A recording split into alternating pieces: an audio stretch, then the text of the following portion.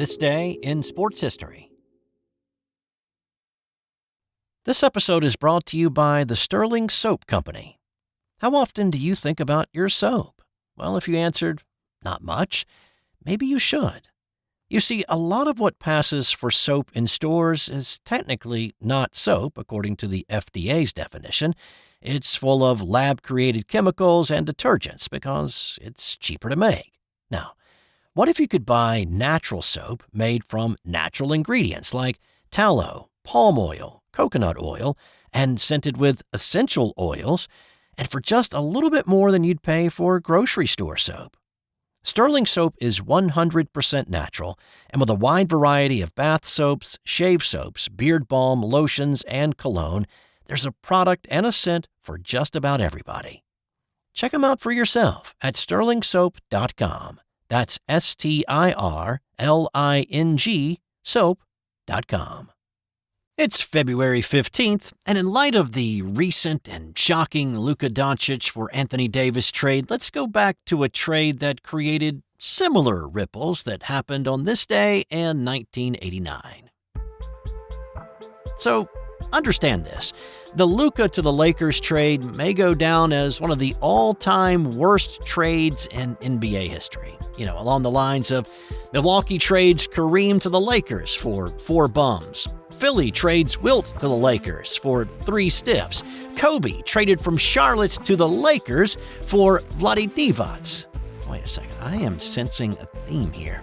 Everybody seems to be getting screwed by the Lakers. Yeah, if you're a Mavs fan, you have every right to be upset, but maybe there is a possibility for it to turn out like the trade that happened on this day in 1989 when the Detroit Pistons sent 6-time All-Star and 2-time scoring champ and future Hall of Famer Adrian Dantley to Dallas for Mark Aguirre. Now, granted, Aguirre was a 3-time All-Star in Dallas and he was 4 years younger than Dantley. Now, on the face of it, people were shocked and thought that Dallas had gotten the better end of this one. And so if you've seen ESPN's 30 for 30 on the Bad Boys, then you're probably familiar with this story. But if not, here's the basics. Detroit came into the season predicted to win the East and contend for the title once again. At this point in the season, they were sitting 6 games behind Cleveland, and to even get that close, they just reeled off 6 straight wins. But the Pistons were looking for that final piece to get them over the top.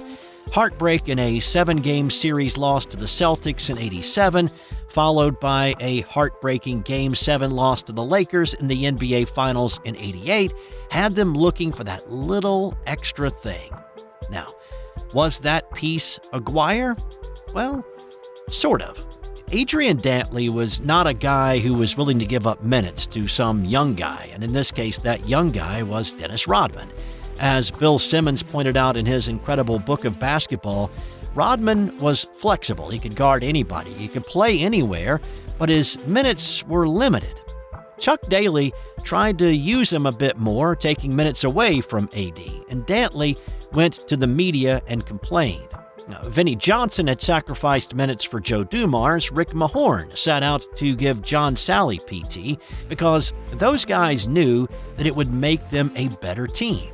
Well, Rodman on the floor was better for the team, but not for Adrian Dantley. So Dantley was the wrong ingredient for the Pistons recipe.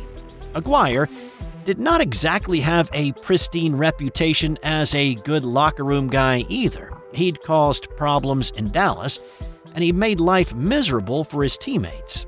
Pistons fans were livid about shaking up the team midway through a potential championship run. But he and Isaiah were best friends. They'd both grown up in Chicago. Isaiah vouched for him with the guys in the locker room and got him to buy into the system. He was a good low-post scorer that presented some mismatches for opposing defenses, and it also congealed the locker room into a single unit. But what it truly did was open up more time for Rodman. To quote Simmons, it was a people trade, not a basketball trade. They got better defense, rebounding, and chemistry. And that was the necessary piece to put the Pistons over the top. Detroit went on a 30-4 run to close out the regular season. They caught the Cavaliers to win the East, and they advanced to the finals and the Pistons swept the Lakers in 4 to win the NBA title. The next year, Rodman's minutes went up. He started 35 more games and he won the Defensive Player of the Year award as the Pistons repeated as champs, with many saying those titles would not have happened if Adrian Dantley hadn't been traded for Mark Aguirre on this day in 1989.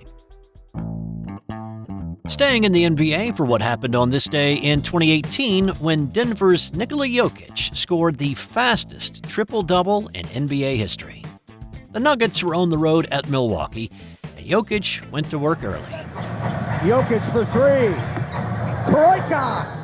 After 14 minutes, 33 seconds, Jokic had double-digit points, rebounds, and assists. Now, this was his time on the court, not time in the game. He got the double digits in scoring, hitting an 18-foot jumper with 5:44 left in the second quarter. He grabbed his 10th rebound with 3:18 remaining in the quarter, and then with 1:54 remaining in the half, he dished out his 10th assist. Now into Jokic. Got to be careful not to get the third foul. They're doubling now behind the back. Juancho lay it up and in. A sensational pass by the Joker. He beat the previous mark of 17 minutes, set 63 years earlier by the Syracuse Nationals' Jim Tucker in 1955. Jokic finished the night with 30 points, 17 assists, and 15 rebounds in 34 minutes in a 134-123 win. On this day in 1994, it was the Mardi Gras miracle. It was a never-say-never moment as Kentucky erased a huge second-half deficit in Baton Rouge. Trailing LSU by 31 with 15 minutes and 30 seconds to play, the Wildcats put together an incredible rally. They were able to whittle the deficit down with a 13-0 run. Then they started stepping out behind the three-point arc and bombing away. To McCarty, set for a three. It's good. He has 3 of those tonight. McCarty with 16 points. Pearson gets it for Kentucky.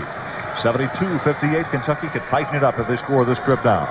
Here's McCarty. Over to Harrison. Open for the three. On the way. Yes! The Wildcats hit 12 of their 23 three-point attempts in the second half to pull closer. Still, with under 3 to play, they trailed by 9. But they kept their three-point barrage going. He's thinking too much. Kentucky's thinking that's just about right. Brasso. Again. Way outside. Unbelievable. Kentucky within 3. Crowd asking for a defensive stop now from LSU. Delk goes up for 3, and he gets it. Kentucky is on fire. They only needed 2 to tie. Shot clock on the left. Tony Delk to work. McCarty for 3. He got it. Kentucky's ahead. Incredible. Walter McCarty, the sophomore, hit back-to-back threes, the second coming with 19 seconds left to give Kentucky the lead for good. McCarty finished with 23, and Kentucky won 99-95. The 31-point hole they dug themselves out of is the largest second-half deficit overcome to win a college basketball game. Hey, I needed to call a quick timeout to let you know that we're giving away a $50 gift card to Homefield Apparel. Have a favorite college sports team? Of course you do. You're listening to a sports podcast. Well, Homefield Apparel has all the great gear so you can support your team in style. Jerseys, hoodies, hats, and a whole lot more are available in your team's colors and insignias. So go to sportshistorynetwork.com/giveaways for your chance at a $50 gift card to Homefield Apparel. I've also put a link in the show notes. Now, let's get back out there. We've got more of this episode to do. On this day in 1976, it was a wild and not exactly fast finish to the Daytona 500.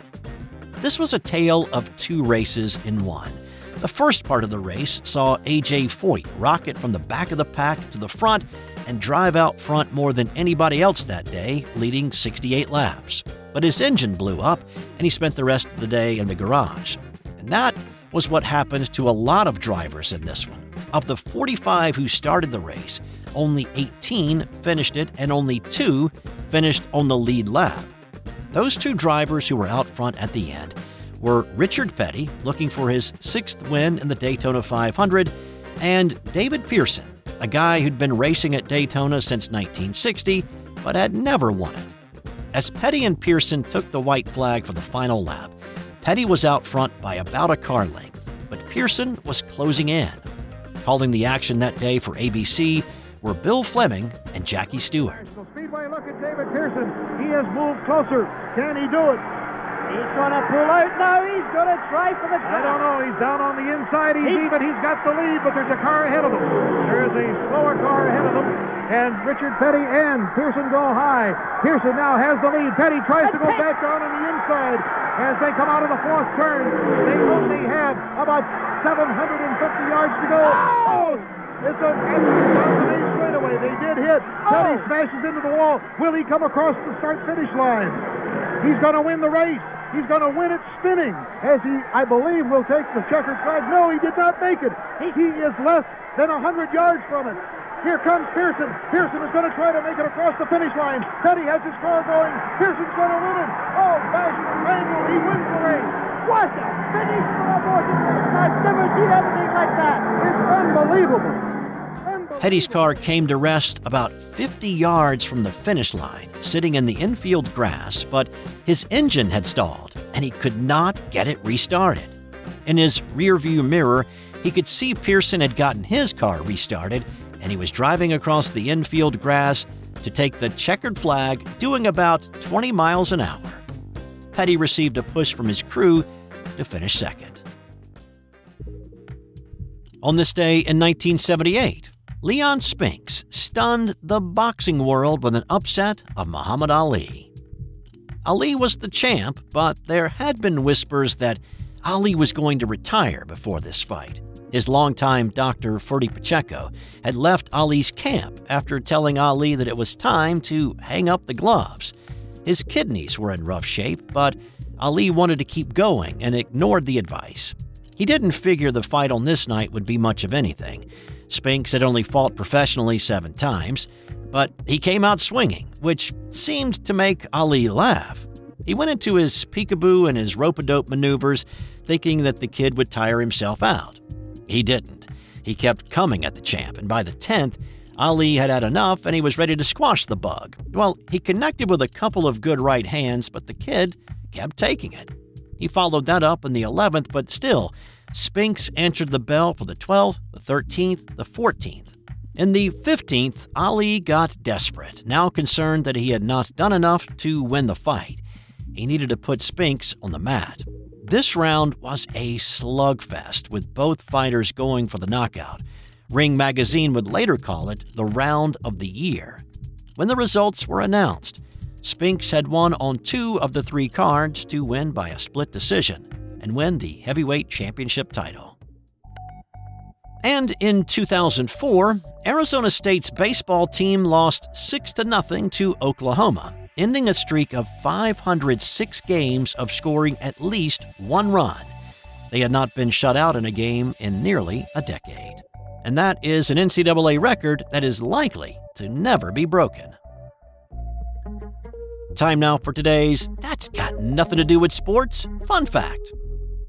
The movie Nightmare on Elm Street is loosely based on a true story. What did you say? Years before dreaming up the concept for the movie, Wes Craven read a series of newspaper articles about refugees from Laos, Cambodia, and Vietnam who were afflicted with nightmares so disturbing that they forced themselves to stay awake, and in some cases, died upon finally falling asleep.